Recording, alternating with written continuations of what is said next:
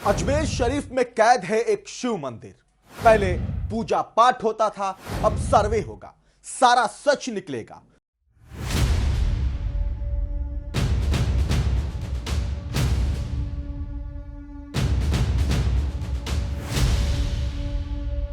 जी हां, अब ओवैसी तिलमिला गए हैं। इमरान मसूद भी घबराए हुए हैं। यहां उत्तर प्रदेश के संबल में जामा मस्जिद में सर्वे हुआ तो भीड़ बेकाबू हो गई। सड़कों पर तांडव मच गया, लोगों की जान चली गई, पत्थरबाजी हुई, गोलियां चली। लेकिन अब इस बीच कोर्ट ने अजमेर शरीफ में सर्वे का आदेश दे दिया है। जी हां, राजस्थान के अजमेर में दरगाह शरीफ में सर्वे का रास्ता साफ हो गया है। हिंदू पक्ष ने दावा किया है कि वहां महादेव हैं, उनका मंदिर है। अदालत में याचिका डाली गई है, अब उसे स्वीकार कर लिया गया।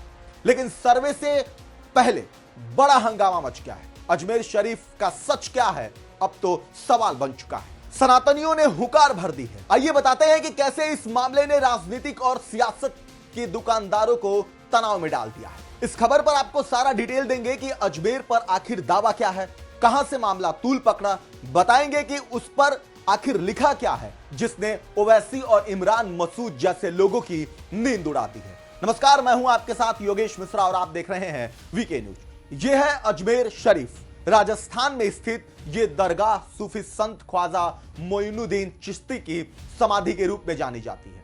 ऐतिहासिक जानकार के अनुसार इस दरगाह को मुगल बादशाह हुमायूं ने बनवाया था, लेकिन हिंदू सेना के प्रमुख विष्णुदत्त गुप्ता ने कोर्ट में एक याचिका दायर कर दावा किया है कि यह एक शिव मंदिर है जहां सनातनी पूजा पाठ करते हैं। उनके पास इसके पर्याप्त सबूत हैं। अजमेर के सिविल कोर्ट में पहले इस याचिका को हिंदू सेना के राष्ट्रीय अध्यक्ष विष्णु गुप्ता ने दायर किया था।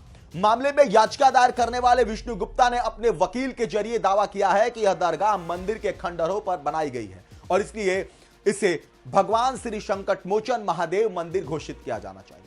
मांग की गई है कि जिस अधिनियम के तहत दरगाह संचालित होती है उसे अमान्य घोषित किया जाए, हिंदुओं को पूजा का अधिकार दिया जाए और भारतीय पुरातत्व सर्वेक्षण को उस स्थान का वैज्ञानिक सर्वेक्षण करने का निर्देश दिया जाए।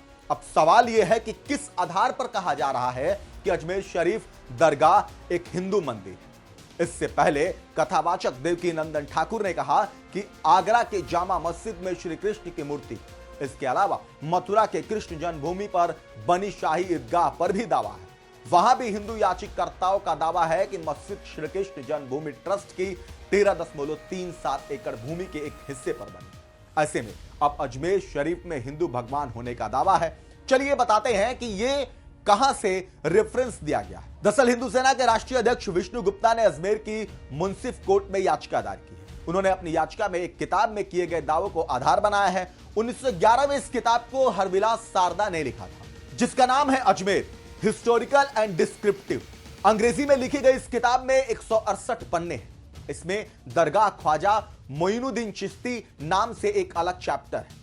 इसमें ख्वाजा के जीवन काल और उनकी दरगाह का ब्यौरा दिया गया है। पेज नंबर 93 पर लिखा है कि बुलंद दरवाजे के उत्तर के गेट में जो 3 मंजिला छतरी है वह किसी हिंदू इमारत के हिस्से से बनी।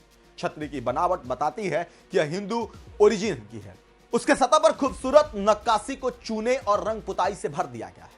इसी किताब के पेज नंबर 94 पर लिखा है कि छतरी में जो लाल रंग का बलुआ पत्थर का हिस्सा लगा है वह किसी जैन मंदिर का है, जिसका विध्वंस कर दिया गया है।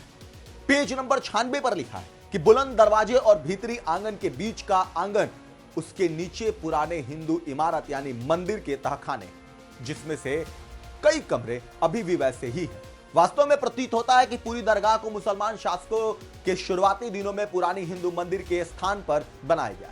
अगले पन्ने पर लिखा गया है कि परंपरा कहती है कि तहखाने के अंदर एक मंदिर में महादेव की छवि है, जिस पर हर दिन एक ब्राह्मण परिवार द्वारा चंदन रखा जाता है, जिसे अभी भी दरगाह द्वारा घड़ियाली यानी घंटी बजाने वाला के रूप में देखा जाता है। अब किताब में लिखी गई इन बातों को आधार मानकर ही याचिका दायर की गई है। बता दें कि याचिकाकर्ता विष्णु गुप्ता के वकील शशि रंजन के दावे के मुताबिक इस मामले पर 2 साल तक शोध किया गया और जिस पर निष्कर्ष निकला है कि अजमेर शरीफ एक शिव मंदिर था, जिसे मुस्लिम आक्रमणकारियों ने नष्ट कर दिया था और फिर एक दरगाह बनाई गई थी। यह विष्णु गुप्ता ने पहले मुख्य न्यायिक मजिस्ट्रेट के समक्ष याचिका पेश की है। हालांकि न्यायाधीश प्रीतम सिंह ने यह कहकर सुनवाई से इनकार कर दिया था कि यह उनके क्षेत्राधिकार से बाहर है।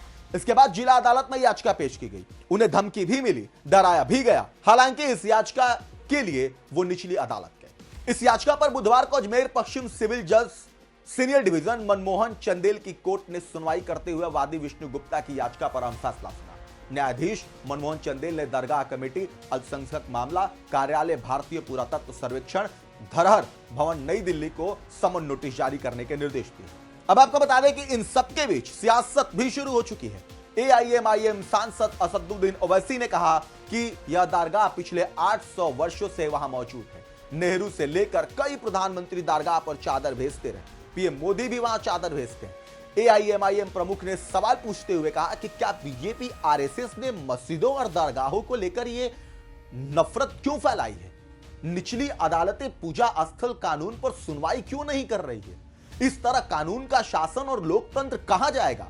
यह देश के हित में नहीं है। मोदी और RSS का शासन देश में कानून के शासन को कमजोर कर रहा है। यह सब बीजेपी RSS के निर्देश पर किया जा रहा है। यही नहीं, कांग्रेस सांसद इमरान मसूद भी इस मामले में कूद पड़े और कहा कि ऐसी बातें पूरे देश में आग लगा देगी। क्या हो रहा है?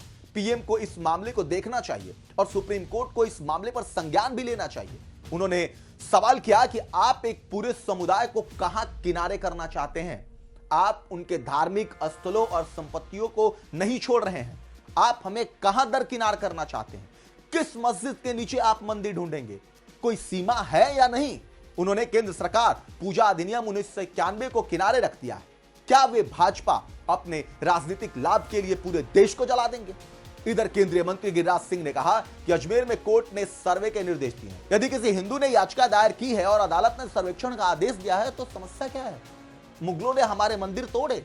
उन्होंने कहा कि कांग्रेस ने तब तक केवल तुष्टीकरण किया है।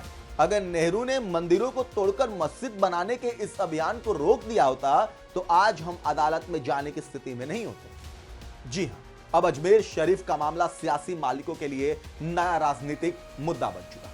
लेकिन इस बीच उन्हें इस खास खेल में अपना ध्यान रखना होगा कि भारत की लोकतंत्र, कानून और कोर्ट जो अपना काम कर रही है, याचिकाकर्ता अपने अधिकार का इस्तेमाल कर रहा है और नियम के मुताबिक इस देश में लोकतांत्रिक प्रक्रिया है जिस पर भरोसा रखना आपका काम है। सत्य कभी छिप नहीं सकता और यह भी एक सत्य ही।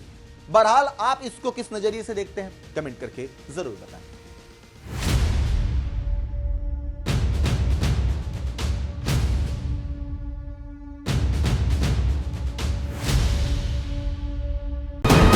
वीके न्यूज, राष्ट्र के नाम। वीके न्यूज, राष्ट्र के नाम।